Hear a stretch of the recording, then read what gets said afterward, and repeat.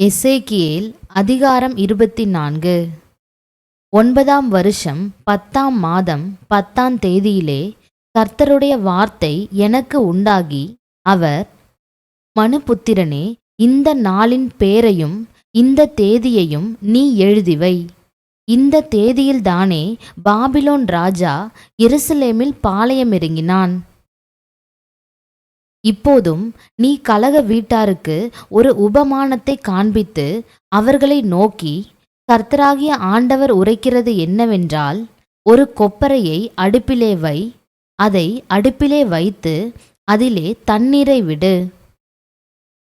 சகல நல்ல கண்டங்களான பின்னந்தொடைகளும் முன்னந்தொடைகளுமாகிய கண்டங்களை சேர்த்து அதிலே போடு. நல்ல எலும்புகளால் அதை நிரப்பு.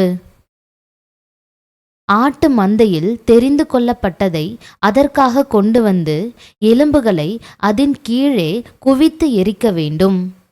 அதிலுள்ள எலும்புகளும் வேகத்தக்கதாக அதை பொங்க பொங்க காய்ச்ச வேண்டும்.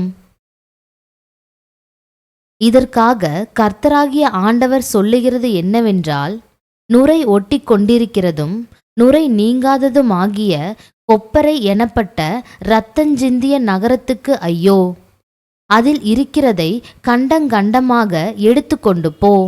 அதன் பேரில் சீட்டு போடலாகாது. அவள் இரத்தம் அவள் நடுவில் இருக்கிறது. மண்ணிலே மறைந்து போகும்படி அதை தரையிலே ஊற்றாமல் கற்பாறையிலே ஊற்றி போட்டாள். நீதியை சரிக்கட்டுவதற்காக கோபம் மூளும்படி நான் அவள் இரத்தத்தை மறைக்காமல் கன்மலையின் மேல் வைத்தேன். ஆதலால் கர்த்தராகிய ஆண்டவர் சொல்லுகிறது என்னவென்றால், இரத்தஞ்சிந்திய நகரத்துக்கு ஐயோ! நான் பெரிதான கட்டைகளை குவித்து எரிய பண்ணுவேன். திரளான விறகுகளை கூட்டு, தீயை மூட்டு, இறைச்சியை முருக வேவித்து சம்பாரங்களை இடு, எலும்புகளை எரித்து போடு. பின்பு கொப்பரை காய்ந்து அதன் களிம்பு வெந்து அதற்குள் இருக்கிற அதன் அழுக்கு உருகி அதன் நுரை நீங்கும்படி அதை வெறுமையாக தழலின் மேல் வை. அது மகா வருத்தத்தை உண்டாக்கியும் அதன் திரளான நுரை அதை விட்டு நீங்கவில்லை. அதன் நுரை அக்கினிக்கு உள்ளாக வேண்டியது. உன் அசுத்தத்தோடே முறைகேடும் இருக்கிறது. நான் உன்னை சுத்திகரித்தும் நீ சுத்தமாகாதபடியினால் இனி என் உக்கிரம் உன்னில் ஆறி தீருமட்டும் உன் அசுத்தம் நீங்கி சுத்திகரிக்கப்பட மாட்டாய். கர்த்தராகிய நான் இதை சொன்னேன், இது நிறைவேறும். நான் இதை செய்வேன். நான் பின்வாங்குவதும் தப்ப விடுவதும் மனஸ்தாபப்படுவதும் இல்லை. உன் வழிகளுக்கும் உன் செய்கைகளுக்கும் தக்கதாக உன்னை நியாயம் தீர்ப்பார்கள் என்று கர்த்தராகிய ஆண்டவர் சொல்லுகிறார். பின்னும் கர்த்தருடைய வார்த்தை எனக்கு உண்டாகி, அவர், மனுபுத்திரனே, இதோ நான் உன் கண்களுக்கு விருப்பமானவளை ஒரே அடியினாலே உன்னை விட்டு எடுத்து கொள்ளுவேன். ஆனாலும் நீ புலம்பாமலும் அழாமலும் கண்ணீர் விடாமலும் இருப்பாயாக. அலறாமல் பெருமூச்சு விடு. இழவு கொண்டாட வேண்டாம். உன் பாகையை உன் தலையிலே கட்டி உன் பாதரட்சைகளை உன் பாதங்களில் தொடுத்துக்கொள். உன் தாடியை மூடாமலும் துக்கங்கொண்டாடுகிறவர்களின் அப்பத்தை புசியாமலும் இருக்க கடவாய் என்றார். விடியற் காலத்தில் நான் ஜனங்களோடே பேசினேன். அன்று சாயங்காலத்தில் என் மனைவி செத்து போனாள். எனக்கு கட்டளையிட்டபடியே விடியற்காலத்தில் செய்தேன். அப்பொழுது ஜனங்கள் என்னை நோக்கி, நீர் செய்கிறவைகள் எங்களுக்கு என்னத்திற்கு அடையாளம் என்பதை எங்களுக்கு தெரிவிக்க மாட்டீரா என்று கேட்டார்கள். நான் அவர்களுக்கு பிரதியுத்தரமாக, கர்த்தருடைய வார்த்தை எனக்கு உண்டாகி, அவர், நீ இஸ்ரவேல் வீட்டாரை நோக்கி, கர்த்தராகிய ஆண்டவர் உரைக்கிறது என்னவென்றால், இதோ உங்கள் பலத்தின் முக்கியமும் உங்கள் கண்களின் விருப்பமும் உங்கள் ஆத்துமாவின் வாஞ்சையும் ஆகிய என் பரிசுத்த ஸ்தலத்தை நான் பரிசுத்த குலைச்சலாக்குகிறேன். நீங்கள் விட்டு வந்த உங்கள் குமாரரும் உங்கள் குமாரத்திகளும் பட்டயத்தால் விழுவார்கள். அப்பொழுது நான் செய்தது போல நீங்களும் செய்வீர்கள். தாடியை மூடாமலும் துக்கங்கொண்டாடுகிறவர்களின் அப்பத்தை புசியாமலும் இருப்பீர்கள். உங்கள் பாகைகள் உங்கள் தலைகளிலும் உங்கள் பாதரட்சைகள் உங்கள் கால்களிலும் இருக்கும். நீங்கள் புலம்பாமலும் அழாமலும் இருந்து உங்கள் அக்கிரமங்களில் வாடிப்போய் ஒருவரையொருவர் பார்த்து தவிப்பீர்கள். அப்படியே எசேக்கியேல் உங்களுக்கு அடையாளமாக இருப்பான். அவன் செய்தபடி எல்லாம் நீங்களும் செய்வீர்கள். இப்படி வரும்போது நான் கர்த்தராகிய ஆண்டவர் என்று அறிந்து கொள்வீர்கள் என்று சொல் என்று உரைத்தார் என்றேன். பின்னும் மனுபுத்திரனே, நான் எந்த நாளிலே அவர்களுடைய பலத்தையும் அவர்களுடைய அலங்காரத்தின் மகிழ்ச்சியையும் அவர்களுடைய கண்களின் விருப்பத்தையும் அவர்களுடைய ஆத்துமாவின் விசேஷித்த வாஞ்சையையும் அவர்களுடைய குமாரரையும் அவர்களுடைய குமாரத்திகளையும் அவர்களை விட்டு எடுத்து கொள்ளுகிறேனோ, அந்த நாளிலே தானே தப்பி வந்த ஒருவன் உன்னிடத்தில் வந்து உன் காதுகள் கேட்க சொல்லுவான் அல்லவோ? அந்த நாளிலே தானே உன் வாய் திறக்கப்பட்டு நீ தப்பி வந்தவனோடே பேசுவாய். இனி மௌனமாயிருக்க மாட்டாய்.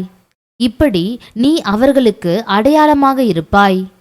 நான் கர்த்தர் என்று அப்பொழுது அறிந்து கொள்வார்கள் என்றார். அதிகாரம் 25.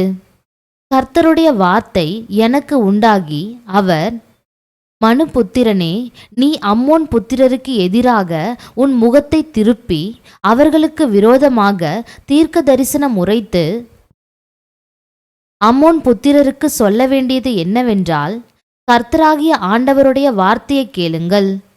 கர்த்தராகிய ஆண்டவர் உரைக்கிறார், என் பரிசுத்த ஸ்தலம் பரிசுத்த குலைச்சலாக்கப்படுகிற போதும் இஸ்ரவேல் தேசம் பாழாக்கப்படுகிற போதும் யூதா வம்சத்தார் சிறையிருப்பிலே போகிற போதும் நீ அவர்களுக்கு விரோதமாக ஆ ஆ என்று நிந்தித்தபடியினால், இதோ நான் உன்னை கிழக்கு தேசத்தாருக்கு சுதந்திரமாக ஒப்புக்கொடுப்பேன். அவர்கள் உன்னில் தங்கள் அரண்களை கட்டி உன்னில் தங்கள் வாசஸ்தலங்களை உண்டு பண்ணுவார்கள். அவர்கள் உன் கனிகளை புசித்து உன் பாலை குடிப்பார்கள். நான் ரப்பாவை ஒட்டகங்களின் கொட்டகையும் அம்மோன் புத்திரரின் தேசத்தை ஆட்டிக்கிடையுமாக்குவேன். அப்பொழுது நான் கர்த்தர் என்று அறிந்து கொள்வீர்கள்.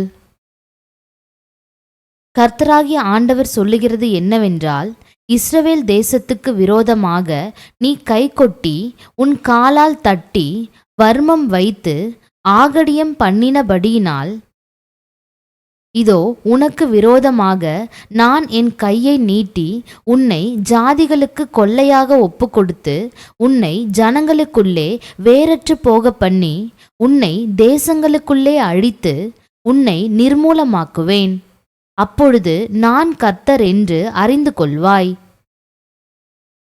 கர்த்தராகிய ஆண்டவர் உரைக்கிறது என்னவென்றால், இதோ யூதா வம்சத்தார் எல்லா ஜாதிகளுக்கும் ஒத்தவர்கள் என்று மோவாபும் சேயீரும் சொல்லுகிறபடியினால், இதோ அம்மோன் புத்திரரின் பேர் ஜாதிகளுக்குள் இராதபடிக்கு நான் அம்மோன் புத்திரரின் தேசத்தை கிழக்கு தேசத்தாருக்கு திறந்து வைத்து சுதந்திரமாய் ஒப்புக்கொடுக்கிற வண்ணமாக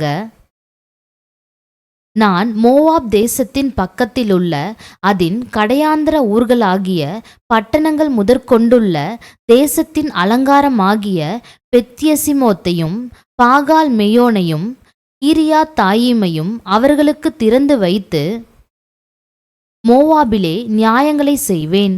அப்பொழுது நான் கர்த்தர் என்று அறிந்து கொள்வார்கள். கர்த்தராகிய ஆண்டவர் உரைக்கிறது என்னவென்றால், ஏதோம் யூதா வம்சத்தாரிடத்தில் குரோதந்தீர்த்து பழிவாங்கி பெரிய குற்றஞ்செய்தபடியினால், கர்த்தராகிய ஆண்டவர் சொல்லுகிறார், நான் ஏதோம் தேசத்துக்கு விரோதமாக என் கையை நீட்டி அதில் மனுஷரையும் மிருகங்களையும் இராதபடிக்கு சங்காரம் பண்ணி அதை தேமான் துவக்கி தேதான் மட்டும் வனாந்தரமாக்குவேன். பட்டயத்தால் விழுவார்கள். நான் இஸ்ரவேலாகிய என் ஜனத்தின் கையினால் ஏதோமினிடத்தில் பழி வாங்குவேன். அவர்கள் என் கோபத்தின்படியும் என் உக்கிரத்தின்படியும் ஏதோமுக்கு செய்வார்கள். அப்பொழுது நான் பழி வாங்குவது இன்னதென்று அறிந்து கொள்வார்கள் என்று கர்த்தராகிய ஆண்டவர் சொல்லுகிறார். கர்த்தராகிய ஆண்டவர் உரைக்கிறது என்னவென்றால், பெலிஸ்தியர் குரோதக்காரராயிருந்து பழம்பகையால் கேடு செய்ய வேண்டுமென்று வர்மம் வைத்து பழிவாங்கினபடியினால், இதோ நான் பெலிஸ்தியருக்கு விரோதமாக என் கையை நீட்டி கிரேத்தியரை சங்கரித்து சமுத்திர கரையில் மீதியானவர்களை அழித்து உக்கிரமான தண்டனைகளினால் அவர்களில் கொடிதாய் பழிவாங்குவேன். நான் அவர்களில் பழிவாங்கும் போது நான் கர்த்தர் என்று அறிந்து கொள்வார்கள் என்று கர்த்தராகிய ஆண்டவர் சொல்லுகிறார். அதிகாரம் 26. 11ஆம் வருஷம் 1ஆம் தேதியிலே கர்த்தருடைய வார்த்தை எனக்கு உண்டாகி, அவர், மனுபுத்திரனே, தீருவானது எருசலேமுக்கு விரோதமாக ஆ ஜன சதலங்களின் ஒளிமுக வாசலாயிருந்த நகரி இடிக்கப்பட்டதென்றும் என்னிடமாக எல்லாம் புரண்டு வரும், அது பாழாக்கப்பட்டிருக்க நான் நிரப்பப்படுவேன் என்றும் சொல்லுகிறபடியினால், கர்த்தராகிய ஆண்டவர் சொல்லுகிறது என்னவென்றால், தீருவே, இதோ நான் உனக்கு விரோதமாக வருகிறேன். சமுத்திரம் தன் அலைகளை எழும்பி வர பண்ணுகிற வண்ணமாய் நான் அநேகம் ஜாதிகளை உனக்கு விரோதமாக எழும்பி வர பண்ணுவேன். அவர்கள் தீருவின் மதில்களை அழித்து அதின் கொத்தளங்களை இடித்து போடுவார்கள். நான் அதின் மண்ணும் அதில் இராதபடிக்கு விலக்கி போட்டு அதை வெறும் பாறையாக்கி விடுவேன். அது வலைகளை விரிக்கிற இடமாக சமுத்திரத்தின் நடுவிலே இருக்கும். நான் இதை சொன்னேன் என்று கர்த்தராகிய ஆண்டவர் உரைக்கிறார். அது ஜாதிகளுக்கு கொள்ளையாகும். வெளியில் இருக்கிற அதின் குமாரத்திகளோ பட்டயத்தால் கொன்று போடப்படுவார்கள். அப்பொழுது நான் கர்த்தர் என்று அறிந்து கொள்வார்கள்.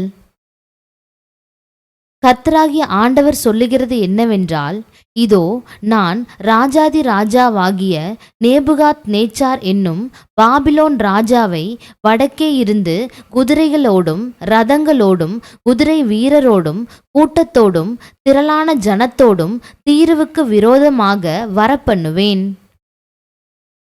அவன் வெளியில் இருக்கிற உன் குமாரத்திகளை பட்டயத்தினால் கொன்று உனக்கு விரோதமாக கொத்தளங்களை கட்டி உனக்கு விரோதமாக அணை போட்டு உனக்கு விரோதமாக கேடயங்களை எடுத்து உன் மதில்களை இடிக்கிற யந்திரங்களை எதிரே வைத்து தன் கட்டைப்பாறைகளால் உன் கொத்தளங்களை இடித்து போடுவான்.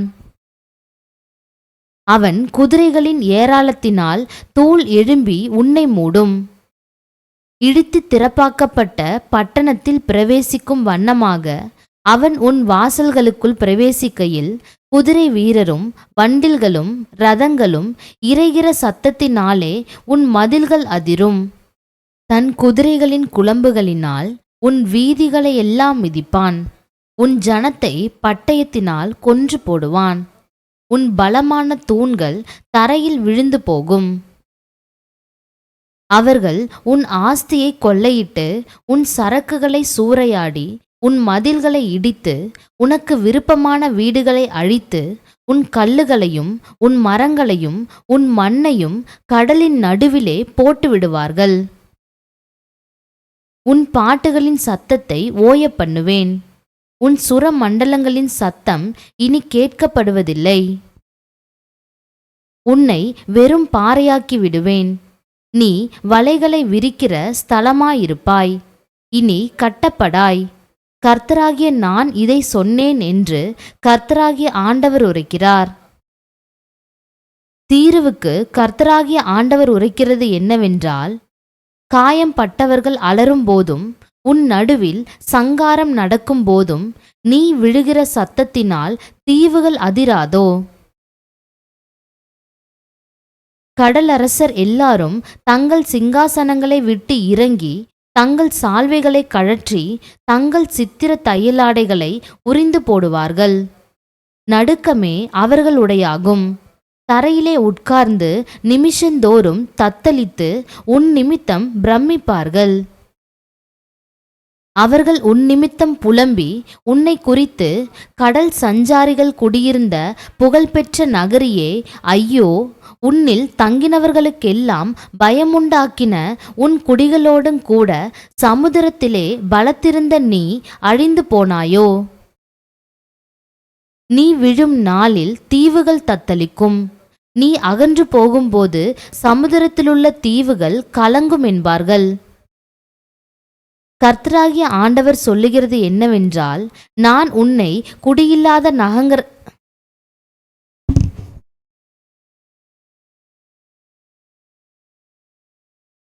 கர்த்தராகிய ஆண்டவர் சொல்லுகிறது என்னவென்றால், நான் உன்னை குடியில்லாத நகரங்களைப் போல பாழான நகரமாக்கும் போதும், மிகுந்த தண்ணீர்கள் உன்னை மூடத்தக்கதாய் நான் உன்மேல் சமுத்திரத்தை வரப்பண்ணும் போதும், பூர்வ காலத்து ஜனத்தண்டைக்கு குழியில் இறங்குகிறவர்களோடே நான் உன்னை இறங்க பண்ணுவேன்.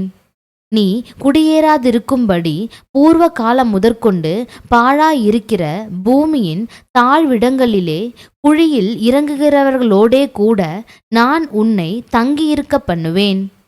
ஜீவனுள்ளோருடைய தேசத்திலோ மகிமை விளங்கச் செய்வேன். உன்னை மகா பயங்கரமாக வைப்பேன். இனி நீ இருக்க மாட்டாய். நீ தேடப்பட்டாலும் இனி என்றைக்கும் காணப்பட மாட்டாய் என்று கர்த்தராகிய ஆண்டவர் சொல்லுகிறார் என்றார். அதிகாரம் 27.